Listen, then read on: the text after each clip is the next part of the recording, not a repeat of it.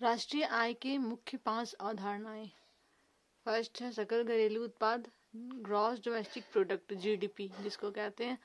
Second है शुद्ध घरेलू उत्पाद, नेट डोमेस्टिक प्रोडक्ट एनडीपी। तीसरा है सकल राष्ट्रीय उत्पाद, ग्रॉस नेशनल प्रोडक्ट जिसे कहते हैं जीएनपी। शुद्ध राष्ट्रीय उत्पाद फोर्थ नंबर का, नेट नेशनल प्रोडक्ट एनएनपी। 5 में है राष्ट्रीय आय, नेशनल इनकम। तो राष्ट्रीय आय किसे कहते हैं? राष्ट्रीय आय साधन लागत पर शुद्ध राष्ट्रीय उत्पाद को राष्ट्रीय आय कहते हैं। साधन लागत कौन कौन से हो जाएंगे? साधन लागत 5 साधन लागत है। कौन कौन से हैं? फर्स्ट में आ जाएगा भूमि, दूसरा है पूंजी,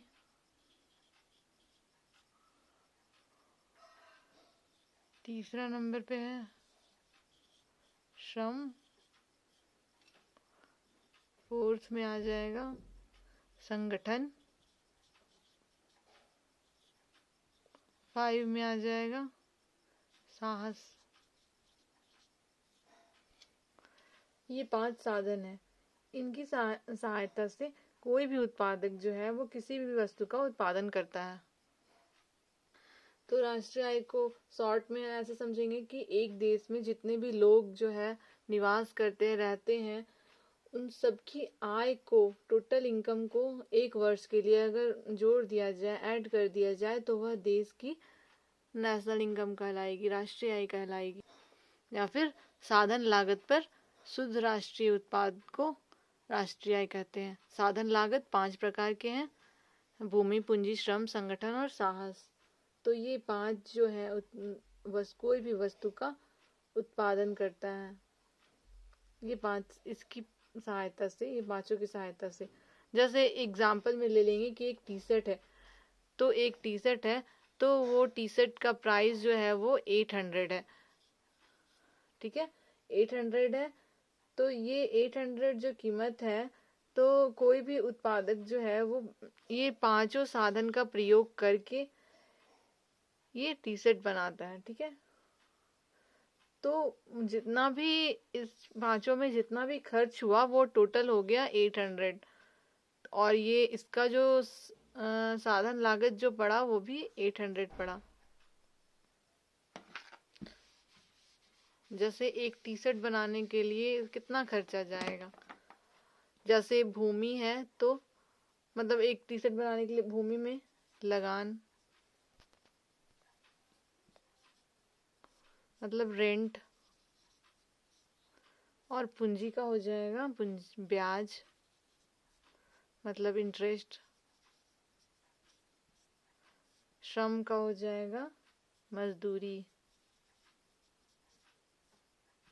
मतलब वेजेस, और संगठन का हो जाएगा वेतन, मतलब सैलरी, और साहस का हो जाएगा लाभ, मतलब प्रॉफिट।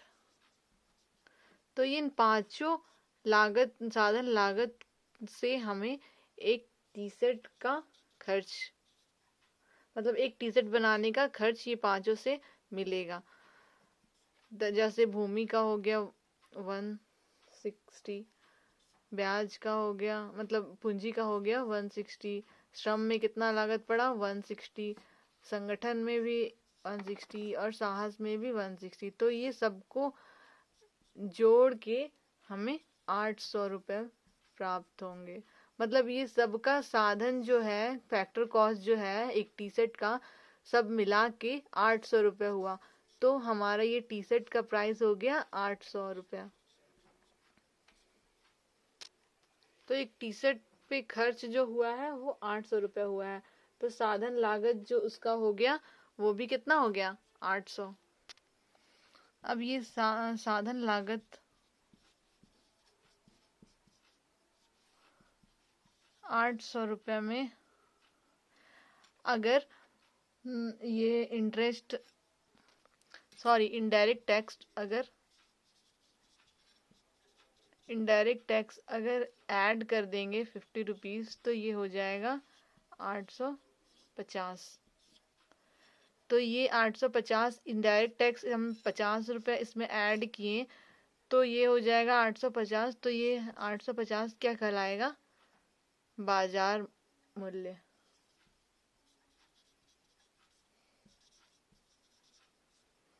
मतलब मार्केट प्राइस।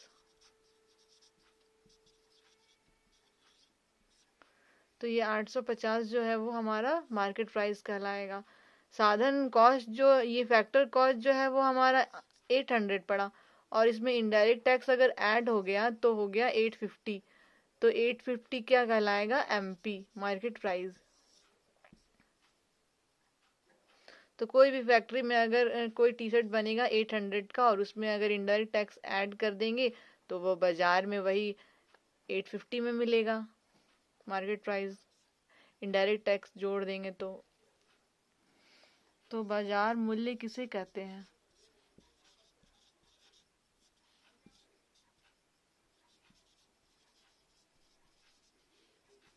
मार्केट प्राइस किसे कहते हैं? ये बोलते हैं उसे कि साधन लागत में जब सरकार जो है साधन लागत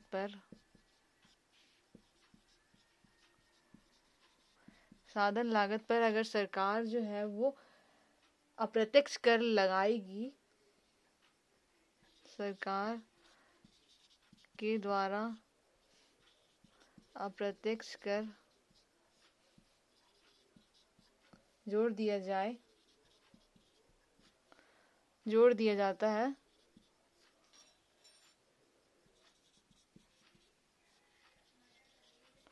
तो इसे बाजार मूल्य कहते हैं।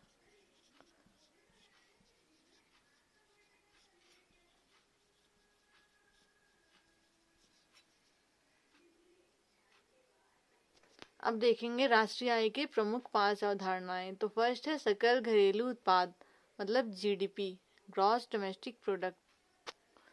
यहाँ पे लिखेंगे फर्स्ट।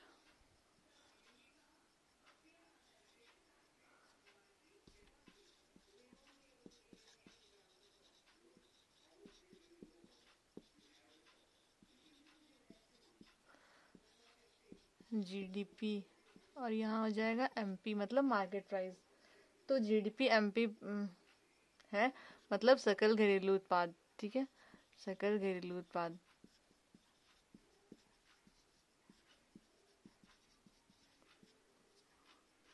तो इसके अंदर पहला हो जाएगा देश की घरेलू सीमा में उत्पादित समस्त वस्तुओं और सेवाओं का योग होता है। मतलब जो भी घरेलू सीमा में जैसे भारत में जितने भी वस्तुओं और सेवाओं का उत्पादन होता है उनका जो योग है वो जीडीपी में शामिल हो जाता है। जो भी सब घरेलू में जो भी वस्तुओं और सेवाओं का जो भी उत्पादन होता है वो सबको ऐड जो किया जाता है वो सबको जीडीपी में ही शामिल किया जाता है। और दूसरा है अंतिम वस्तुओं और सेवाओं को भी जीडीपी में शामिल किया जाता है।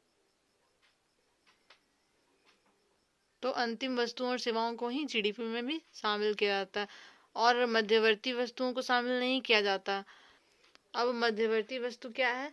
तो वो ये है कि जैसे एक हलवाई है वो चिप्स बनाता है तो वो चिप्स के लिए पहले आलू को मार्केट से खरीदता है, उसके बाद वो चिप्स बनाता है। तो वो हो गया मध्यवर्ती वस्तु, क्योंकि वो कुछ भी चीज को खरीदा, क्रय किया, तो क्रय करने के बाद वो दोबारा प्रोडक्शन करता है जिससे वो चिप्स के रूप में मध्यवर्ती वस्तु कहलाता है।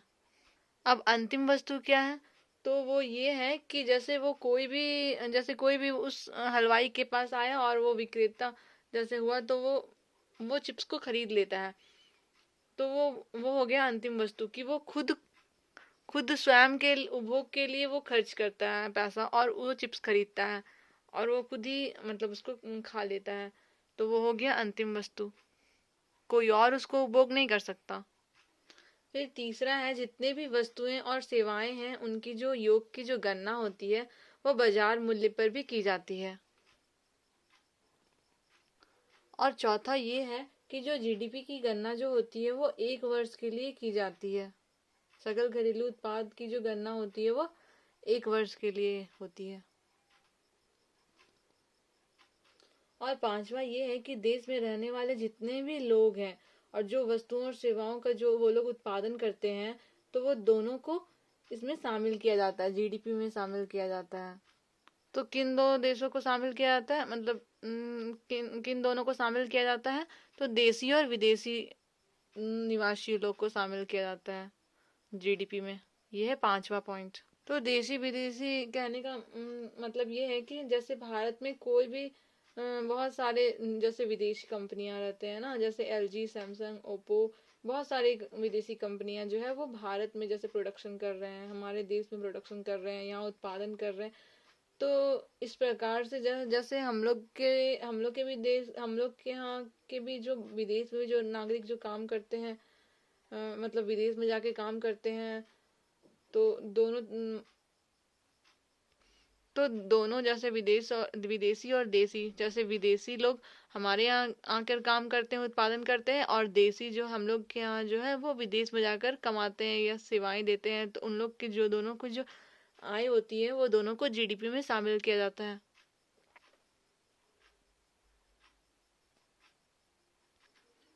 अब दूसरा पॉइंट है नेट डोमेस्टिक प्रोडक्ट, शुद्ध घरेलू उत्पाद।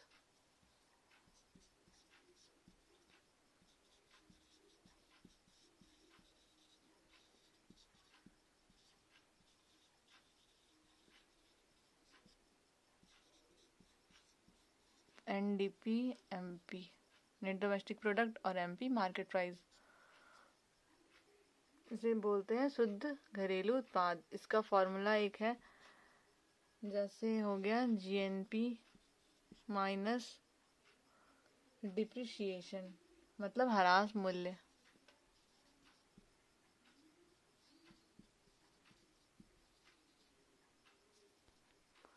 मतलब इसका मतलब हो जाएगा ह्रास मूल्य। अब ये ह्रास मूल्य क्या किसे कहते हैं?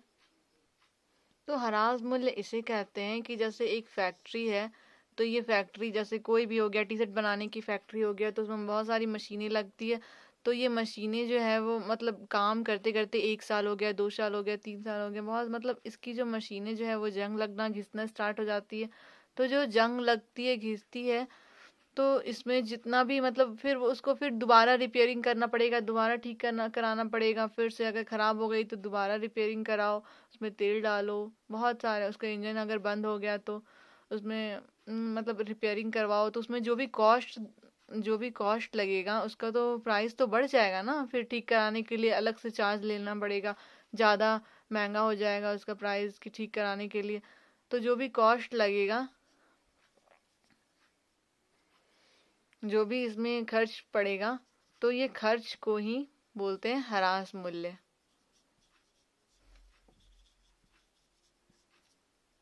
जैसे कोई भी मशीनें घिस जाने पर, कोई भी मशीनें काम करते करते 1-2 साल में घिस जाने पे, जो घिस जाती है, फिर उसको दोबारा रिपेयरिंग कराने में जो खर्च लगता है, तो वो खर्च लगता है, तो खर्च को ही बोलते हैं, व्यय को ही बोलते हैं ह्रास मूल्य।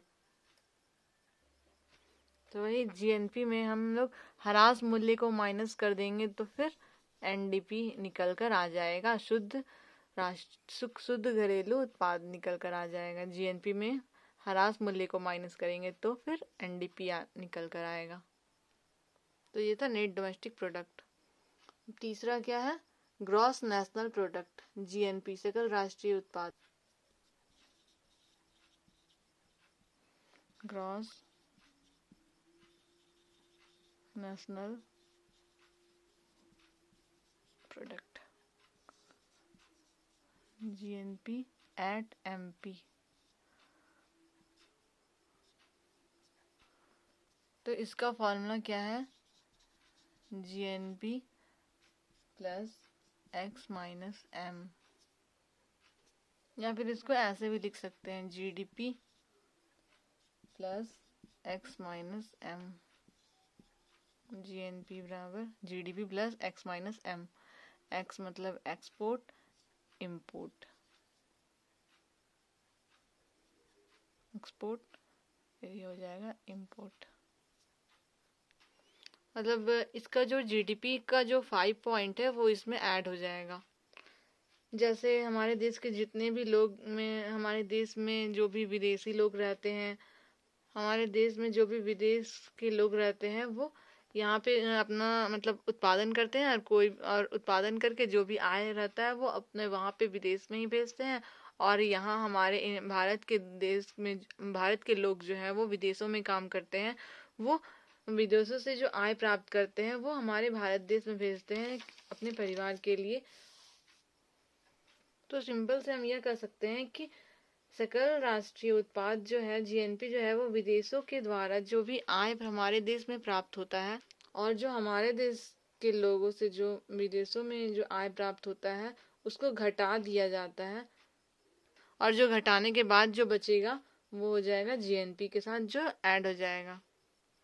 सिंपल लैंग्वेज में अगर बात करें तो ये कह सकते हैं कि हमारे देश भारत देश के जो भी लोग जो है वो विदेशों में जाकर धन जो कमाते हैं वो उसको जीएनपी में जोड़ दिया जाता है।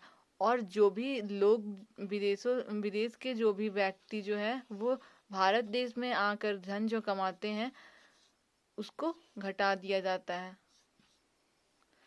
इसको जीएनपी में ऐड किया जाता है और इसको माइनस कर दिया जाता है। तो इसको इजी लैंग्वेज में यही कहेंगे कि भारत देश के जो भी व्यक्ति विदेश में जाकर धन कमाते हैं उसको जीएनपी में जोड़ दिया जाता है, और विदेशों से जो व्यक्ति हमारे देश भारत में आकर धन कमाते हैं उसको घटा दिया जाता है, और जो घटाकर जो निकलता है उसे जीएनपी कहते हैं। तो ये था थर्ड पॉइंट।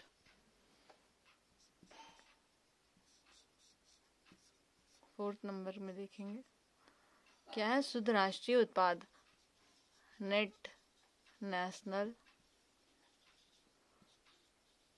प्रोडक्ट, मतलब है NNP एट मार्केट प्राइस। इसका फॉर्मूला हो जाएगा जीएनपी माइनस डिप्रिसिएशन,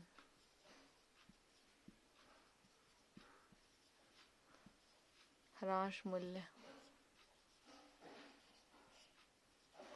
तो ह्रास मूल्य जानते ही हैं, मैं बताई थी। तो किसे कहते हैं ह्रास मूल्य? तो मशीनों के जंग लगने या घिसने पे, मशीनों के घिस जाने पे उसका जो खर्च होता है, खर्च लगता है, उसको दोबारा रिपेयरिंग करवाने के लिए, ठीक करवाने के लिए जो खर्च लगता है उसे ह्रास मूल्य कहते हैं।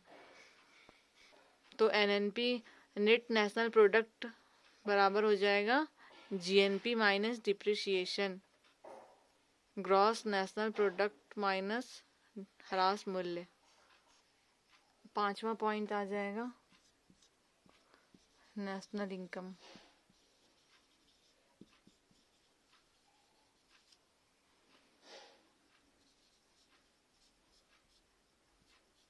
नेशनल इनकम का formula NNP minus indirect tax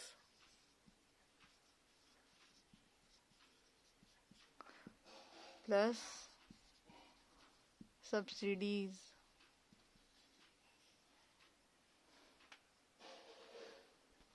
हो जाएगा net national product minus indirect tax अप्रत्यक्ष कर प्लस अनुदान, मतलब सब्सिडीज। तो ये है नेशनल इनकम। नेशनल इनकम का डेफिनेशन हो जाएगा साधन लागत पर शुद्ध राष्ट्रीय उत्पाद को राष्ट्रीय आय कहते हैं। तो ये था राष्ट्रीय आय के मुख्य 5 अवधारणाएं। Okay, thank you.